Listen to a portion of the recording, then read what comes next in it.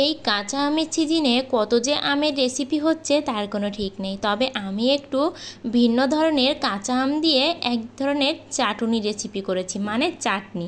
আমি একটু ব্যঙ্গ করে চাটুনিই বললাম। আর এই চাটনিটা যে এত মজার হয়েছে যে শুধু ভাত নয়, আপনারা এমনি এমনি এটা খেতে পারবেন, আর সবাই মিলে কিন্তু চেটেপুটেই খাইবেন। তাই বলবো রেসিপিটি শেষ পর্যন্ত দেখবেন। নমস্কার বন্ধুরা, জয়ের রান্নাঘরে সবাইকে আমন্ত্রণ জানিয়ে আজ নিয়ে চলে এসেছি কাঁচা আমের চাটনি রেসিপি। অনেক মজার এবং টক ঝাল মিষ্টি চাটনি রেসিপি। শুরুতে আমি এখানে একটা মশলা তৈরি করে নিচ্ছি। এর জন্য আমি 3টে শুকনো লঙ্কা মাছ দিয়ে ফেড়ে ভেজে নিচ্ছি।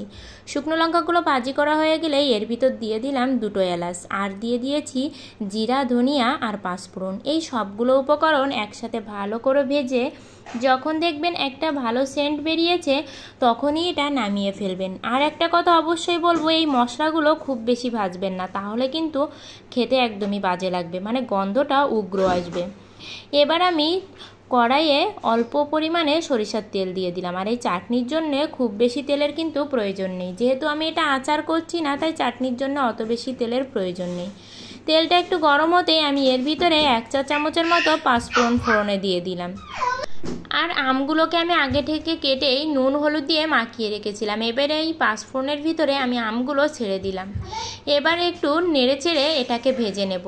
আর এতে এই আমটা না একদমই কোনো আঁশ ছিল না, যার কারণে কিন্তু একদমই পুরো মিহিভাবে এটা গলে গিয়েছিল। আর এর ভিতরে দিয়ে দিলাম লবণ। আগে যেহেতু লবণ দিয়েছি, তবুও আমটা একটু টক ছিল, তো তাই একটু লবণ বেশি করেই দিলাম। আর এবার দিয়ে দিলাম চিনি। এই চিনিটা দেওয়াতে চিনিটা যখন গলে যাবে তখন আমগুলোও কিন্তু গলে একদম এরকম মাখা মাখা হয়ে যাবে। আর এবার এটাকে ভালো করে নেড়ে চেড়ে শুকিয়ে নিতে হবে। শুকনো শুকনো অবস্থাতেই আমি যে মশলাটা ভেজেছিলাম, মশলাটা ঠিক আধো ভাঙা করেই নেব, মানে খুব বেশি এটা মিহি হবে না। এবার এই মশলাটা দিয়ে দিলাম। শুরুতে আমি অল্প মশলা দিয়ে নেড়ে চেড়েই দেখি মশলাটা একটু কমই লাগছে, মানে ঝাল ঝালটা হচ্ছে না, তাই পরে আমি আরও একটু মশলা দিয়ে দিলাম।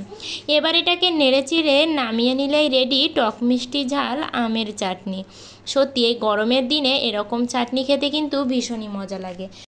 আমার রেসিপিটি ভালো লাগলে অবশ্যই লাইক কমেন্ট করবেন, আর চ্যানেলটি সাবস্ক্রাইব করে বন্ধু হয়ে পাশে থাকবেন।